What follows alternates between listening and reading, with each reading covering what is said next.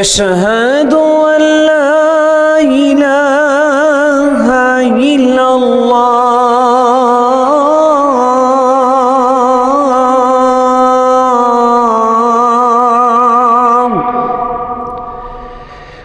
أشهد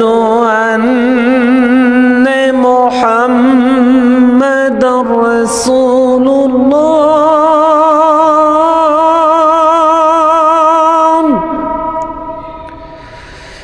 أشهد أن محمد رسول الله نحمده ونصلي على رسوله الكريم أما بعد فأعوذ بالله من الشيطان الرجيم بسم الله الرحمن الرحيم سيقول السفهاء من الناس ما ولاهم عن قبلتهم التي كانوا عليها قل لله المشرق والمغرب يهدي من يشاء إلى صراط مستقيم صدق اللہ العظیم۔ آج خلاصہ قرآن میں دوسرے پارے کی ابتدا ہو رہی ہے۔ دوسرے پارے میں ابتدا کے اندر تحویل قبلہ کا ذکر ہے، یعنی قبلے کا رخ پھیرنا، اس کا ذکر ہے۔ دراصل نبی صلی اللہ علیہ وسلم جب مدینہ منورہ تشریف لائے ہجرت کرنے کے بعد، تو تقریباً 16-17 مہینے بیت المقدس کی طرف منہ کر کے نماز پڑھتے تھے، لیکن آپ صلی اللہ علیہ وسلم کی دلی آرزو تھی کہ کعبۃ اللہ کو مسلمانوں کا قبلہ بنا دیا جائے، جو کہ حضرت ابراہیم علیہ السلام نے جسے تعمیر کیا تھا، اور آپ صلی اللہ علیہ وسلم کہ اس دلی آرزو کو اور دلی تمنا کو اللہ تعالیٰ نے جب پورا فرما دیا، وہ اس طرح کہ نبی صلی اللہ علیہ وسلم ظہر کی نماز مسجد بنی سلمہ میں پڑھا رہے تھے، اور اس وقت ظہر کی نماز کے دوران حکم ہوا تو بیت المقدس اس وقت شمال کی طرف، اب بھی شمال کی طرف ہے مدینہ منورہ میں، اور کعبہ جو ہے وہ جنوب کی طرف ہے۔ چنانچہ نبی صلی اللہ علیہ وسلم نے اور صحابہ نے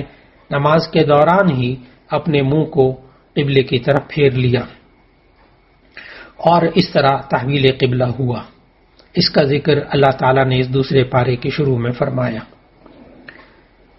تحویل قبلہ کا حکم نازل ہونے کے بعد مشرکوں نے اور منافقین نے بہت سے اعتراضات اٹھائے۔ ان میں سے ایک اعتراض یہ بھی تھا کہ ان لوگوں کو ما ولاہم عن قبلتہم التی کانوا علیہا، انہیں کس چیز نے اس قبلے سے پھیر دیا جس کی طرف رخ کر کے یہ عبادت کرتے تھے۔ اللہ تعالیٰ نے ہمیں سمجھایا اور اللہ تعالیٰ کے نبی صلی اللہ علیہ وسلم کو حکم دیا کہ آپ فرما دیجئے کہ ساری سمتیں، چاہے وہ مشرق ہوں یا مغرب ہوں، یہ سب اللہ کی ہیں۔ گویا کہ جس سمت کو چاہے اللہ قبلہ مقرر کر دے، اور اسی لیے اللہ تعالیٰ نے نبی صلی اللہ علیہ وسلم کی آرزو پوری کی، اور نبی صلی اللہ علیہ وسلم کو اللہ تعالیٰ نے بھی اس آیات میں سمجھایا، اور ان منافقین کو بھی سمجھایا کہ دیکھو کوئی جہت جو ہے وہ کوئی خاص اہمیت اختیار نہیں کرتی، اصل بات کیا ہے کہ اللہ نے کس جہت کی طرف نماز پڑھنے کے لیے متوجہ ہونے کا حکم دیا۔ پہلے بیت المقدس کی طرف حکم تھا تو ٹھیک ہے، بیت المقدس کی طرف عبادت کی جاتی تھی، بعد میں کعبے کی طرف حکم دے دیا، اب کعبے کی طرف منہ کرنے کا حکم ہے، اس پر عمل ہوگا۔ نبی صلی اللہ علیہ وسلم کو اس قدر شوق تھا کہ نبی صلی اللہ علیہ وسلم اس وحی کے انتظار میں بار بار آسمان کی طرف اپنی نگاہیں اٹھاتے تھے کہ کب تحویل قبلہ کا حکم نازل ہوگا۔ تو نبی صلی اللہ علیہ وسلم کے اس اشتیاق کو، اس شوق کو اللہ تعالیٰ نے اس تمنا کو پورا فرما دیا۔ پھر اس کے بعد معلوم ہوا کہ اللہ تعالیٰ نے ان آیات میں بھی بتایا کہ قبلے کا متعین کر دینا یہ بھی نبی صلی اللہ علیہ وسلم پر اور امت پر اللہ تعالیٰ کا بہت بڑا احسان تھا۔ پھر اس کے بعد اللہ تعالیٰ نے تحویل قبلہ کی تفصیلات وغیرہ بیان کرنے کے بعد پھر آیت نمبر 177 سے اللہ تعالیٰ نے ہمیں بتایا کہ نیکی کیا ہے۔ لیس البر ان تولوا وجوہکم قبل المشرق والمغرب، کہ مشرق اور مغرب کی طرف رخ کر لینا یہ نیکی نہیں ہے، بلکہ حقیقی نیکی یہ ہے کہ انسان کے عقائد، انسان کے اعمال، اس کے معاملات، اس کے اخلاق، یہ سب کا رخ جو ہے وہ اللہ کے حکم کے مطابق ہو۔ یعنی صرف چہرے کا رخ کر لینا یہ کسی جہت کی طرف یہ عبادت نہیں ہے، بلکہ پوری زندگی کا رخ اللہ کی طرف بدل لینا یہ اصل میں عبادت ہے۔ پھر اللہ تعالیٰ نے ہمیں بتایا کہ یہ صرف اپنے چہرے کو مشرق یا مغرب کی طرف منہ کر لینا، صرف اس کو نیکی نہیں کہتے۔ آگے اللہ تعالیٰ نے 16 چیزیں بتائیں پھر کہ یہ 16 چیزیں اصل نیکی ہیں، اور فرمایا کہ اللہ پر ایمان رکھنا، نمبر 2 آخرت پر ایمان رکھنا، نمبر 3 فرشتوں پر ایمان رکھنا، نمبر 4 آسمانی کتابوں پر ایمان رکھنا، نمبر 5 انبیاء علیہ السلام پر ایمان رکھنا، پھر نمبر 6 اللہ تعالیٰ نے بتایا اپنے رشتہ داروں کا حق ادا کرنا، یتیموں کا حق ادا کرنا، مسکینوں کا حق ادا کرنا، اور سوال کرنے والوں کی مالی مدد کرنا۔ 10ویں چیز یہ بتائی قیدیوں کے ساتھ اچھا سلوک کرنا، غلاموں کو آزاد کرنا، نماز قائم کرنا۔ 13ویں چیز بتائی زکوٰۃ ادا کرنا۔ نمبر 14 جب وعدہ کریں تو وعدے کو پورا کریں۔ نمبر 15 جب تنگی اور تکلیف آئے تو اس پر صبر کرنا، اور نمبر 16 پوری زندگی کا رخ جو ہے وہ اللہ کے احکامات کے مطابق مکمل کرنا، اسی رخ پر چلنا۔ چنانچہ ان 16 قواعد سے جو اللہ تعالیٰ نے ان آیات میں بتائے ہمیں معلوم ہوا کہ زندگی جو ہے وہ مذہبی زندگی صرف چند رسوم، چند عبادات کا نام نہیں ہے، بلکہ انسان جہاں بھی رہتا ہے، بازار میں ہو، مسجد میں ہو، گھر میں ہو، اور ادارے میں ہو، کہیں کا دفتر میں ہو، ہر جگہ وہ انسان جو ہے وہ ان نیکیوں پر عمل کرے گا تو اس کو برٌ یعنی نیکی کہا جاتا ہے۔ چنانچہ اسی وجہ سے یہ جو آیات ہیں، اس آیت کو آیت بر بھی کہا جاتا ہے کہ اس میں اللہ تعالیٰ نے نبی صلی اللہ علیہ وسلم کو اور امت کو بتایا کہ نیکی کیا چیز ہوتی ہے۔ پھر اس کے بعد اللہ تعالیٰ نے صفا اور مروہ کا ذکر کیا، ان الصفا والمروہ من شعائر اللہ۔ صفا اور مروہ اصل میں یہ 2 پہاڑیاں ہیں خانہ کعبہ کے قریب۔ خانہ کعبہ کے جو قریب ہے پہاڑی اس کو صفا کہتے ہیں، اور مروہ جو ہے وہ ذرا دور ہے، اس کو، ان دونوں کے درمیان چلنے کو سعی کہتے ہیں۔ تو جب حاجیوں کے لیے، عمرہ کرنے والوں کے لیے سعی کا حکم دیا گیا تو صحابہ کے ذہن پر یہ بوجھ ہوا، کیونکہ زمانے جاہلیت میں صفا اور مروہ پہ 2 بت رکھے ہوتے تھے جن کی لوگ عبادت کرتے تھے یا لوگ ان کی پرستش کرتے تھے۔ تو صحابہ کو یہ بہت عجیب سا لگا کہ ہم بھی ان 2 پہاڑیوں کے درمیان چکر لگائیں۔ اس پر اللہ تعالیٰ نے یہ آیت نازل کی کہ بے شک صفا اور مروہ یہ اللہ کی نشانیاں ہیں، جب تم حج یا عمرہ کرو تو ایسی صورت میں صفا اور مروہ کے درمیان سعی کرو۔ اس لیے صفا اور مروہ کے درمیان، حج و عمرے کے درمیان 7 چکر لگانا یہ واجب ہے۔ پھر اس کے بعد اس دوسرے پارے میں اللہ تعالیٰ نے حرام اور حلال چیزوں کے بارے میں بتایا کہ جو چیزیں اللہ تعالیٰ نے حلال قرار دے دی ہیں ان کو حلال سمجھنا چاہیے، جن چیزوں کو اللہ نے حرام قرار دیا ہے ان کو حرام سمجھنا چاہیے، اور ایسا نہیں کرنا چاہیے کہ جو اللہ نے حلال قرار دی ہیں ان کو خود سے اس کو حرام کر لے بندہ اپنے اوپر، اور جن چیزوں کو اللہ نے جو ہے وہ حرام قرار دیا ہے ان کو خود سے جو ہے وہ اپنے لیے حلال کر لے، ایسا نہیں۔ پھر اللہ تعالیٰ نے حرام چیزوں کا ذکر کیا کہ مردار جو ہے وہ حرام ہے۔ مردار کہتے ہیں غیر مذبوح جانور، جس کو ذبح حلال جانور ہو لیکن اس کو شرعی طریقے سے ذبح نہیں کیا گیا، بسم اللہ کا نام نہیں لیا گیا، یا اللہ نے تو طریقہ ذبح کا بتایا اس کے علاوہ وہ مر گیا، تو اس کو کہتے ہیں میتہ، مردار جانور، وہ حرام۔ پھر اسی طرح بہتا ہوا خون، یہ بھی حرام۔ جب جانور کو ذبح کرتے ہیں تو اس کی گردن میں سے جو بہتا ہوا خون ہوتا ہے وہ حرام ہوتا ہے۔ تیسری چیز اللہ تعالیٰ نے جو حرام بتائی وہ خنزیر کا گوشت، کہ یہ بھی حرام ہے، یہ مکمل حرام ہے، کسی بھی طریقے سے اس کا کوئی جز حلال نہیں ہوتا، یہاں تک کہ کسی چیز میں اس کی چربی ملائی گئی ہو، یا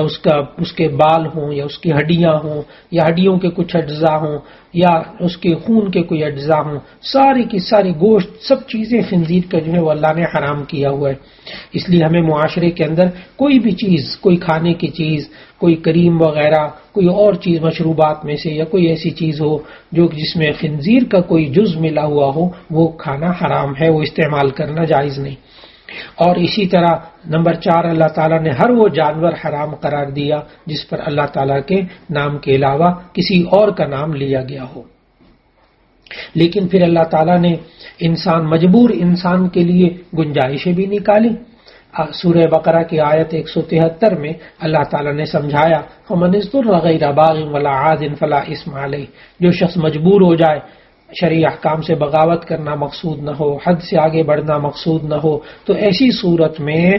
اگر وہ حرام چیز کھا لے گا تو ایسی صورت میں اسے گناہ نہیں ہوگا. تو انسان اپنی جان بچانے کے لیے کوئی حرام چیز کھا لیتا ہے تو اسے گناہ نہیں ہوگا، لیکن وہ چیز رہتی حرام ہے. اور پھر اس کے بعد اللہ تعالیٰ نے دوسرے پارے کے اندر قصاص کا تفصیل سے ذکر کیا. قصاص کہتے ہیں جان کے بدلے جان. ایک انسان دوسرے انسان کو قتل کر دے تو اس کے بدلے میں قاتل کو بھی قتل کرنا چاہیے. یہ اللہ نے ہمیں حکم دیا، اور اس کا فلسفہ بھی اللہ تعالیٰ نے بتایا کہ وَلَكُمْ فِي الْقِصَاصِ حَيَاتٌ يَا أُولِي الْأَلْبَابِ. اے عقل والو، تمہارے لیے اس زندگی قصاص کے اندر زندگی موجود ہے. آج اگر قاتل کو سزا دی جائے گی تو باقی لوگوں کو فائدہ ہوگا کہ باقی لوگوں کی جان بچ جائے گی، کہ لوگ قتل کرنے سے پہلے سوچیں گے. اور اس طرح اللہ تعالیٰ نے قصاص کا حکم نازل کیا. اسلام میں قتل اور قتل کی جو سزا ہے اس میں رحمت اور انصاف دونوں کو جمع کیا ہے. چنانچہ اللہ تعالیٰ نے یہ بھی ارشاد فرمایا ان دوسرے پارے کی ان آیات میں کہ قصاص یہ انسان کے ذمہ لازم ہے، لیکن اگر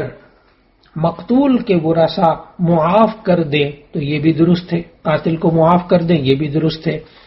دوسرا، اللہ تعالیٰ نے اس دوسرے پارے کی آیت 178 آیت 179 میں دیت کے بارے میں بتایا. دیت کہتے ہیں خون بہا، یعنی خون کی قیمت. اگر وہ مقتول کے ورثاء یہ چاہیں کہ ٹھیک ہے اس کو قتل تو نہ کیا جائے قاتل کو، لیکن یہ پیسے دے دے، تو اس کے لیے بھی ایک مخصوص نصاب، مخصوص طریقہ نبی صلی اللہ علیہ وسلم نے بتایا. تو دیت یعنی خون بہا لینا یہ بھی جائز ہے. یہ قصاص کے احکام بیان کرنے کے بعد پھر اللہ تعالیٰ نے وصیت کے بارے میں آیت نمبر 180 میں وصیت کرنے کا فرض قرار دیا کہ جب بھی کوئی انسان ایسا ہو کہ جس کی موت قریب آ جانے کا اس کو احساس ہو تو اسے چاہیے کہ وہ اپنے مال کے بارے میں وصیت کر کے جائے. ماں باپ کے لیے کتنا، رشتہ داروں کے لیے کتنا، اولاد کے لیے کتنا. یہ پہلے وصیت فرض تھی، یعنی انسان اپنی زندگی میں یہ طے کر کے جائے کہ میرا مال جو ہے وہ کس کس کو ملنا چاہیے اور کس کا کیا حق ہے. یہ ابتدائی اسلام میں آیت نمبر 180 کا حکم نافذ تھا کہ ہر انسان اپنی زندگی میں خود اپنے مال کے بارے میں وصیت کر کے مرے. لیکن جب سورہ نساء کی آیات میراث یعنی آیت نمبر 11، 13، 12، 13 یہ نازل ہوئی، 11، 12، 13 جسے آیات میراث کہتے ہیں، اس میں جب ہر ایک کا اللہ تعالیٰ نے حق بتا دیا تو اب ایسی صورت میں مفسرین کے نزدیک یہ وصیت والی آیت منسوخ ہو چکی. اب انسان اپنی زندگی میں اپنے ورثاء کا حق متعین کر کے اپنی مرضی سے اگر وصیت لکھ کر مر جاتا ہے تو ایسی صورت میں وہ بیکار ہے، وہ کاغذ، وہ اسٹامپ بھی لکھا ہو تو بیکار ہے. وہ وصیت نہیں کر سکتا، صرف اپنے تہائی مال کے بارے میں وصیت کر سکتا ہے. اور پھر اس کے بعد اللہ تعالیٰ نے روزے کا تفصیل سے بیان کیا، اس کے روزے کے احکامات دوسرے پارے میں بیان کیے اور ہمیں یہ سکھایا کہ ہر عاقل بالغ مسلمان پر روزے فرض ہیں، اور روزے کا مقصد بتایا لعلکم تتقون، تاکہ تمہارے اندر پرہیزگاری پیدا ہو جائے. پھر اللہ تعالیٰ نے رمضان کی فضیلت بتائی. آیت نمبر 183 اور 185 میں اللہ تعالیٰ نے فرمایا کہ یہ رمضان کا مہینہ وہ مہینہ ہے جس میں روزے فرض کیے گئے ہیں، اس میں قرآن حکیم جیسی کتاب نازل کی گئی ہے. اور پھر اس میں اللہ تعالیٰ نے روزے کے احکامات بتائے کہ جو مسافر ہوں، بیمار ہوں، ان کو روزہ چھوڑنے کی اجازت ہے، لیکن بعد میں ان کو قضا کرنا لازم ہے. پھر گزشتہ مذاہب کے اندر بھی اور اسلام کے آغاز میں بھی یہ حکم تھا کہ رمضان کی راتوں میں جب روزے ہوتے تھے تو اس کی رات کو بھی جو ہے وہ ازدواجی تعلق بیوی کے ساتھ جائز نہیں تھا. اور پھر اس وقت سحری کے بارے میں بھی حکم نہیں تھا، بلکہ اسلام جب رمضان کے روزے فرض ہوئے تو اس وقت یہ حکم تھا کہ بس آپ جو غروب آفتاب کے وقت افطار کر لیں، اور پھر اس کے بعد آپ جب تک سوئیں نہیں، جب تک آپ کھا پی سکتے ہیں، لیکن اس کے بعد جو ہے پھر آپ کے لیے کھانا پینا بند اگر آپ سو گئے، پھر اگلے دن افطار کے وقت۔ چنانچہ اللہ تعالیٰ نے 186 187 نمبر آیت میں پھر اس کی اجازت دی کہ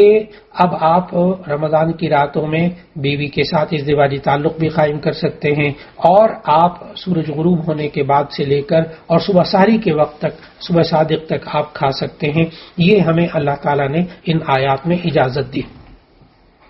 پھر اس کے بعد آیت 188 میں اللہ تعالیٰ نے ہمیں سمجھایا کہ ہمیں اپنا مال، دوسرے کا مال باطل اور ناجائز طریقے سے مال نہیں کھانا چاہیے۔ باطل اور ناجائز طریقے سے مال کمانا جائز نہیں ہے۔ باطل طریقہ کیا؟ جوے کے ذریعے مال کمانا، چوری کے ذریعے، ڈاکے کے ذریعے، غصب کر کے یعنی چھین کے، ناجائز قبضہ کر کے، رشوت کے ذریعے، سود کے ذریعے، یا خرید و فروخت کے ناجائز جو طریقے ہیں ان طریقوں سے اگر کمایا جائے تو وہ باطل طریقے ہیں۔ پھر اس کے بعد آیت نمبر 189 میں اللہ تعالیٰ نے ہمیں چاند کے بارے میں بتایا کہ یہ چاند، لوگ سوال کرتے ہیں آپ سے یہ چاند کیا ہوتا ہے، چاند دیکھتے ہیں بار بار، ہلال یعنی پہلی تاریخ کا چاند دیکھتے ہیں، یہ چاندوں کا کیا ہے؟ تو اللہ تعالیٰ نے ہمیں سمجھایا کہ یہ عبادات کا مدار ان چاند کی تاریخوں پر ہے۔ چنانچہ حج کا تعلق بھی چاند کے ساتھ ہے، اور روزے کا تعلق بھی چاند کے ساتھ ہے، زکوٰۃ کا تعلق بھی چاند کے مہینے، چاند کے سال کے اعتبار سے ادا کرنا چاہیے۔ پھر اس کے بعد اللہ تعالیٰ نے جہاد اور قتال کا حکم دیا اور اس کے آداب بتائے۔ آیت نمبر 190 سے 195 پر فرمایا کہ مسلمانوں پر جہاد اور قتال فرض ہے۔ جہاد کا مقصد جو ہے وہ اللہ کے کلمے کو بلند کرنا ہوتا ہے، اور حق اور باطل کی یہ ہمیشہ سے ایک جو آپس میں جنگ چل رہی ہے، اس میں اللہ تعالیٰ نے ہمیں آداب سکھائے اور جہاد جو ہے وہ مسلمانوں پر فرض قرار دیا۔ پھر اس کے بعد اللہ تعالیٰ نے حج کے احکام بیان فرمائے دوسرے پارے میں۔ اسلام کے جو بنیادی 5 ارکان ہیں اس میں سے ایک اہم رکن حج بھی ہے۔ حج کا مقصد اللہ تعالیٰ نے بتایا کہ یہ انسان جو ہے وہ حج کرے تو اللہ تعالیٰ نے جو فرائض انسان کے ذمے رکھے ہیں اس سے اس کا فرض پورا ہو جاتا ہے۔ پھر اس میں احرام کا ذکر کیا کہ حج کرنے کے لیے مخصوص لباس باندھا جاتا ہے، اسے احرام کہتے ہیں۔ اور پھر عمرے کا ذکر کیا۔ اصل میں حج اور عمرہ یہ اس میں فرق یہ ہوتا ہے کہ حج تو مخصوص مہینوں میں کیا جا سکتا ہے، اور جو عمرہ ہے وہ پورے سال میں کسی بھی وقت میں کیا جا سکتا ہے۔ پھر ان آیات میں اللہ تعالیٰ نے بتایا کہ حج کے دنوں میں تجارت کرنا اور خرید و فروخت کرنا یہ جائز ہے، لیکن انسان کو صرف اس تجارت کے لیے یا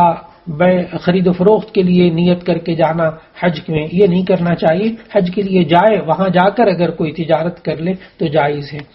پھر اس کے بعد اللہ تعالیٰ نے جو زمانے جاہلیت میں مشرکین نے حج کے دوران بڑی عجیب و غریب رسوم اور بدعات کا اضافہ کر لیا تھا، اس کا اللہ تعالیٰ نے جواب دیا اور توڑ کیا۔ اس میں سے ایک یہ بھی طریقہ تھا کہ قریش مکہ یہ اپنے آپ کو سردار کہتے تھے اور اپنے آپ کو بڑا اہم خاندان قرار دیتے تھے۔ وہ یہ کہتے تھے کہ دراصل حج کے دوران پہلے جو ہے وہ مینا میں جا کر ٹھہرتے تھے، مینا میں سے پھر جانا پڑتا تھا عرفات، اور عرفات سے پھر مزدلفہ آتے تھے۔ تو اب مینا بھی حرم میں شامل ہے اور مزدلفہ بھی حرم میں شامل ہے، لیکن میدان عرفات حرم میں شامل نہیں تھا ہے ابھی بھی۔ تو اب یہ جو قریش مکہ تھے یہ جا کر مزدلفہ میں ٹھہر جاتے تھے اور عرفات نہیں جاتے تھے، کہتے تھے ہم جو ہیں چونکہ خانہ کعبہ کے مجاور ہیں اس لیے ہمیں جو ہے وہ عرفات نہیں جانا، ہم حرم سے باہر نہیں جائیں گے۔ تو اللہ تعالیٰ نے یہ بھی سمجھایا کہ تم لوگ جو ہیں جب حج کرنے جاؤ تو سب کے سب تم عرفات بھی جایا کرو اور وہاں سے پھر مزدلفہ آیا کرو، اور اپنا الگ سے تشخص جو ہے وہ نہ رکھیں۔ پھر اس کے بعد مشرکین مکہ کا یہ طریقہ تھا کہ جب حج کرتے تھے، کیونکہ حج حضرت ابراہیم علیہ السلام کے زمانے سے جاری ہے، تو جب وہ حج کرنے کے آتے تھے اور مینا میں جمع ہوتے تھے تو مینا میں چونکہ راتوں کو اور دن کو کافی وقت ہوتا تھا تو وہ اپنے بیٹھ کر وہاں اپنے آبا و اجداد کے کارنامے بڑے فخر سے بیان کیا کرتے تھے۔ تو اللہ تعالیٰ نے ان آیات میں سمجھایا کہ تم اپنے آبا و اجداد کے کارنامے بیان کرنے کے بجائے اللہ کا ذکر کیا کرو۔ پھر دوسرے پارے کے اندر اللہ تعالیٰ نے اللہ کی راہ میں خرچ کرنا یعنی انفاق فی سبیل اللہ کے بارے میں احکامات دیے اور بتایا کہ اللہ کے حکم کے مطابق انسان کو خرچ کرنا چاہیے، انسان کو یہ دیکھنا چاہیے کہاں خرچ کر رہا ہے، کس نیت سے خرچ کر رہا ہے، اور اللہ کی دی ہوئی جان اور مال کو صحیح مصرف پر خرچ کرنا ضروری ہے، اس بات کی تلقین اللہ تعالیٰ نے فرمائی۔ اور پھر اس کے بعد آیت نمبر 217 میں اللہ تعالیٰ نے ہمیں سمجھایا کہ یہ جو بعض لوگ ہوتے ہیں اسلام قبول کر لیتے ہیں، مسلمان ہوتے ہیں، پھر اس کے بعد دین سے پھر جاتے ہیں، انہیں مرتد کہا گیا۔ اور مرتد کے بارے میں بتایا کہ جو انسان دین سے پھر جاتا ہے اس کے باقی پچھلے سارے اعمال باطل اور ضائع ہو جاتے ہیں، اور ایک یہ بات بھی اللہ تعالیٰ نے بتائی کہ وہ جہنم کا سزاوار ہوتا ہے، اور ایک یہ بات بتائی کہ دنیا میں اس کی سزا یہ ہے کہ اگر وہ سمجھانے کے باوجود باز نہ آئے تو اسے قتل کر دیا جائے۔ پھر اللہ تعالیٰ نے ہمیں دوسرے پارے کے اندر شراب اور جوئے کے بارے میں بڑی تفصیل سے باتیں سمجھائیں اور سمجھایا کہ یہ لوگ شراب اور جوئے کے بارے میں آپ سے پوچھتے ہیں، آپ کہہ دیں کہ ظاہری طور پر اس میں بہت سے فائدے ہیں، لیکن اس میں جو گناہ ہے وہ ان کے فائدوں سے کہیں زیادہ ہے۔ پھر اس کے بعد اللہ تعالیٰ نے دوسرے پارے کے اندر شادی کی زندگی اور ازدواجی زندگی کے بھی آداب سکھائے۔ شادی کے آداب بیان کرتے ہوئے اللہ تعالیٰ نے سمجھایا کہ جب انسان شادی کرتا ہے تو ایک معاشرے کی بنیاد بنتی ہے، اور آگے نسل در نسل اللہ تعالیٰ پھر اسے انسانوں کی نسلوں کو پھیلاتا ہے۔ اس لیے اللہ تعالیٰ نے اس میں بنیادی طور پر نکاح کے بارے میں 3 حکم دیے۔ ایک حکم تو یہ دیا کہ مشرک مردوں اور عورتوں سے کسی صورت میں نکاح جائز نہیں، یہ آیت نمبر 221 میں یہ حکم موجود ہے۔ اور پھر یہ بھی حکم دیا کہ اہل کتاب سے نکاح کر سکتے ہیں، وہ اہل کتاب جو کہ آسمانی کتابوں پر ایمان رکھتے ہوں اور شرک کا ارتکاب نہ کرتے ہوں، اور ان کتابوں کے اندر جو اللہ تعالیٰ نے احکامات دیے ہیں ان پر عمل کرتے ہوں، تو ایسی صورت میں اہل کتاب عورت سے مسلمان مرد کا نکاح ہو سکتا ہے۔ تیسری بات اللہ تعالیٰ نے یہ بتائی کہ اہل کتاب سے نکاح کرنے کے بجائے کسی مسلمان عورت سے نکاح کر لیا جائے وہ زیادہ بہتر ہے۔ پھر اللہ تعالیٰ نے ہمیں ان آیات کے اندر ازدواجی زندگی کے بارے میں ہمیں بتایا کہ انسان کو ازدواجی زندگی کا آغاز یعنی رشتوں کی تلاش وہ اخلاق اور دین کے بنیاد پر کرنی چاہیے، صرف یہ نہیں کہ اپنی پسند اور حسب و نسب یا مالداری یا حسن و جمال پر نظر نہیں رکھنی چاہیے۔ اور پھر اس کے بعد اللہ تعالیٰ نے ہمیں اس کے اندر یہ بھی سمجھایا کہ ازدواجی زندگی کا جب آغاز ہو جائے تو اس کے آداب ہمیں سکھائے کہ جب ناپاکی کی حالت میں عورت ہو یعنی حیض کی حالت میں تو اس وقت اس کے ساتھ ازدواجی تعلق قائم نہیں کرنا چاہیے۔ اور پھر یہود کی بھی مخالفت کر دی کہ یہودی جو تھے وہ اصل میں یہود و نصارہ کے اندر 2 بڑی عجیب باتیں تھیں اس بارے میں کہ یہودی ناپاک عورت کو یعنی حیض والی عورت کو منحوس سمجھتے تھے، نہ اس کے ساتھ کھانا کھاتے تھے، نہ اس سے کنگھی کرواتے تھے، نہ اس کو ہاتھ لگاتے تھے۔ تو اللہ تعالیٰ نے ہمیں یہ سمجھایا کہ یہ ناپاکی عورت کی زندگی میں آنا یہ اللہ تعالیٰ کا ایک نظام ہے، اس حالت میں عورت کو منحوس نہیں سمجھنا چاہیے، اس کے ہاتھ کا پکا ہوا کھانا بھی جائز ہے، اس کے ساتھ اٹھنا بیٹھنا بھی جائز ہے۔ لیکن جو نصارہ تھے وہ ایک الگ جو ہے وہ زیادتی میں مبتلا تھے، اور وہ یہ سوچا کرتے تھے کہ نصارہ کے ہاں یہ تھا کہ حالت حیض میں بھی عورت سے جماع کرنے کو برا نہیں سمجھتے تھے، یعنی وہ ایک اور انتہا میں نکلے ہوئے تھے۔ تو اللہ تعالیٰ نے ہمیں اعتدال سکھایا۔ پھر اس کے بعد دوسرے پارے کے اندر اللہ تعالیٰ نے ایلا کا ذکر کیا۔ ایلا کہتے ہیں اگر کوئی انسان قسم کھا لے کہ میں اپنی بیوی کے پاس 4 مہینے تک نہیں جاؤں گا، اللہ کی قسم میں 4 ماہ تک بیوی کے پاس نہیں جاؤں گا، تو ایسی صورت کے اندر یہ ایلا کہلاتا ہے۔ اگر کوئی بندہ 4 مہینے اپنی بیوی کے پاس نہ جانے کی قسم کھا لے تو ایسی صورت میں اگر 4 مہینے سے پہلے چلا جائے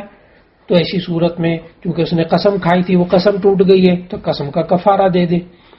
اور اگر وہ 4 مہینے تک نہیں جائے گا تو اللہ تعالیٰ نے ہمیں ان آیات میں سمجھایا کہ یہ خود بخود یہ طلاق واقع ہو جائے گی۔ ہاں البتہ اگر وہ طلاق سے بچنا چاہے تو 4 مہینے کے اندر اندر بیوی سے رجوع کر سکتا ہے اور قسم کا کفارہ دے دے۔ پھر اللہ تعالیٰ نے طلاق کے احکام بتائے دوسرے پارے کے اندر، اور سورہ بقرہ میں طلاق، عدت اور رضاعت یعنی دودھ پلانا بچے کو، اس کی خوب تفصیل سے مسائل اللہ تعالیٰ نے بیان فرمائے۔ طلاق کے بارے میں اللہ تعالیٰ نے دوسرے پارے میں ہمیں سمجھایا کہ میاں بیوی کے درمیان اگر کوئی وجہ ایسی سامنے آ جائے جس کی وجہ سے طلاق دینا چاہتا ہے تو یہ طلاق دے سکتا ہے، لیکن زمانہ جاہلیت کے جو طلاق کے طریقے تھے ان کو اللہ تعالیٰ نے ختم فرما دیا۔ زمانہ جاہلیت میں طلاق کی کوئی حد مقرر نہیں تھی۔ روایات میں جامع ترمذی کی حدیث میں موجود ہے کہ لوگ 100 طلاقیں بھی دے دیتے تھے، پھر رجوع کر لیتے تھے، پھر طلاق دیتے تھے، پھر رجوع کر لیتے تھے، تو انہوں نے ایک طرح سے زندگی میں مذاق بنایا ہوا تھا۔ لیکن اسلام کے اندر اللہ تعالیٰ نے ہمیں سکھایا اور خاص طور پر سورہ بقرہ کے اندر تفصیلی احکامات دیے کہ اگر 1 طلاق بیوی کو دی جائے تو ایسی صورت میں انسان رجوع کر سکتا ہے، 2 طلاقیں دے دی جائیں تب بھی رجوع کر سکتا ہے، لیکن 3 طلاقیں اگر دے دیے تو ایسی صورت میں رجوع کا حق باقی نہیں رہتا۔ یہ اللہ تعالیٰ نے آیت نمبر سورہ بقرہ کی 229 کے اندر طلاق کے احکام بتائے۔ پھر اس کے بعد اللہ تعالیٰ نے ہمیں یہ بھی سمجھایا کہ اگر 3 طلاقیں دے دے تو ایسی صورت کے اندر یہ انسان بغیر حلالے کے یہ عورت دوبارہ حلال نہیں ہوگی، یعنی 3 طلاقوں کے بعد اگر یہ عورت پھر کسی مرد سے خود شادی کر لے اور شادی کرنے کے بعد وہ مرد خود اپنی بیوی کو طلاق دے دے پھر یہ پہلے شوہر کے لیے حلال ہو سکتی ہے، لیکن حلالے کے لیے پہلے سے جو ہے وہ تمام باتیں شرائط کے طور پر طے کر کے کروانا، یہ حلالہ کرنے والے اور کروانے والے پر نبی صلی اللہ علیہ وسلم نے حدیث میں لعنت فرمائی ہے۔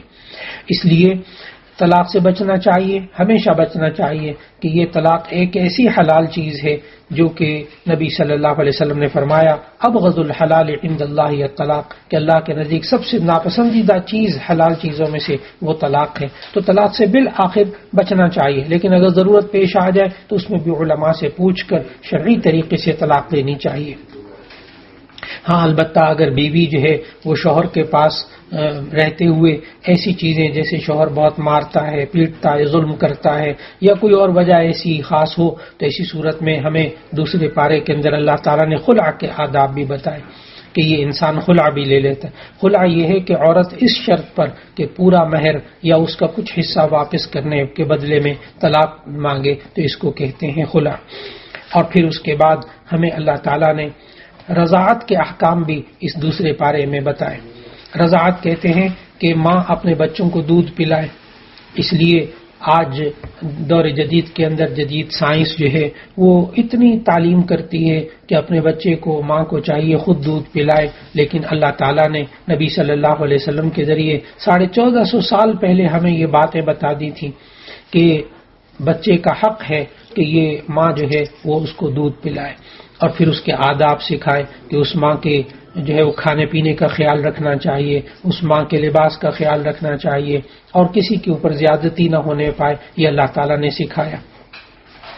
پھر اس کے ساتھ ساتھ دوسرے پارے میں اللہ تعالیٰ نے عدت کے بارے میں بتایا۔ عدت کہتے ہیں طلاق کے بعد یا شوہر کے فوت ہونے کے بعد جتنی دیر عورت اور شادی کرنے سے رکی رہتی ہے اس کو عدت کہتے ہیں۔ سورہ بقرہ میں اور یہ دوسرے پارے میں اللہ تعالیٰ نے 2 قسم کی عدتیں بتائی ہیں۔ ایک عدت تو طلاق کے بارے میں بتائی کہ اگر طلاق کی صورت میں عدت ہو تو ایسی صورت میں 3 حیض تک رکے رہنا یہ طلاق کی عدت ہے، اور اگر شوہر فوت ہو جائے تو اس کی عدت اللہ تعالیٰ نے بیان فرمائی آیت نمبر 234 میں کہ وفات کی عدت شوہر فوت ہو جائے تو ایسی صورت میں 4 ماہ 10 دن تک عورت کو رکا رہنا چاہیے۔ اور پھر اسی طرح زمانہ عدت میں اللہ تعالیٰ نے یہ بھی سمجھایا کہ عدت کے زمانے میں عورت کو چاہیے کہ وہ نکاح نہ کرے اور نکاح کا پیغام وغیرہ بھی نہ دے، یہ آداب سکھائے۔ اور پھر اس کے بعد اللہ تعالیٰ نے دوسرے پارے کے آخر میں جہاد کے بارے میں ہمیں سمجھایا، اور پھر اس کے ساتھ ساتھ آخر میں اللہ تعالیٰ نے طالوت اور جالوت کا واقعہ ذکر کیا کہ جس میں ہمیں جہاد کے احکام بھی سمجھائے، جہاد کے آداب بھی سمجھائے، اور پھر سمجھایا کہ موسیٰ علیہ السلام کے زمانے میں ایک وقت ایسا آیا موسیٰ علیہ السلام کے بعد کہ ایک بادشاہ تھا جالوت نامی. جالوت جو تھا وہ ظالم بادشاہ تھا. تو اس وقت اللہ تعالیٰ نے طالوت جو کہ ایک بادشاہ تھا اور اللہ کا نیک بندہ تھا، اس کو یہ حکم دیا اور اس نے اپنے لیے لشکر کو تیار کیا. اس لشکر میں نوجوانی کے زمانے میں حضرت داؤد علیہ السلام بھی شامل تھے. تو طالوت جب لشکر لے کر نکلا اور اپنے لشکر کو سمجھایا کہ دیکھو اللہ تعالیٰ نے یہ آیات میں ذکر کیا کہ دیکھو یہ جو راستے میں اب نہر آئے گی اس میں سے کوئی پانی نہیں پیے گا،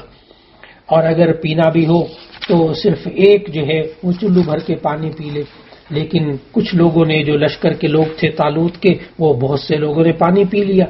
اب جب وہ سامنے جالوت اور اس کا لشکر آیا تو اب ان کی ہمتیں ختم ہو گئی اور یہ اس کے لڑنے کے قابل نہ رہے اور کہنے لگے ہم تو نہیں لڑ سکتے. تو پھر ایسی صورت کے اندر اللہ تعالیٰ نے داؤد علیہ السلام کو توفیق عطا فرمائی کہ داؤد علیہ السلام نوجوانی میں یہ جالوت کے لشکر میں تھے اور انہوں نے اس کو قتل کر دیا، ظالم بادشاہ جالوت کو. تو پھر اللہ تعالیٰ نے داؤد علیہ السلام کے بارے میں ذکر کیا دوسرے پارے کے آخر میں کہ پھر اللہ تعالیٰ نے ان کو بادشاہت بھی دی، حکمت بھی دی، بہت سی چیزیں بھی سکھائیں. اور آخر میں اللہ تعالیٰ نے دوسرے پارے کے آخر میں نبی صلی اللہ علیہ وسلم سے فرمایا کہ یہ وہ آیتیں ہیں جو اللہ تعالیٰ سچی سچی باتیں آپ کو گزشتہ امتوں کی بتاتا ہے. وَإِنَّكَ لَمِنَ الْمُرْسَلِينَ، اور بے شک آپ البتہ اللہ کے سچے رسولوں میں سے ہیں. وآخر دعوانا ان الحمد للہ رب العالمین.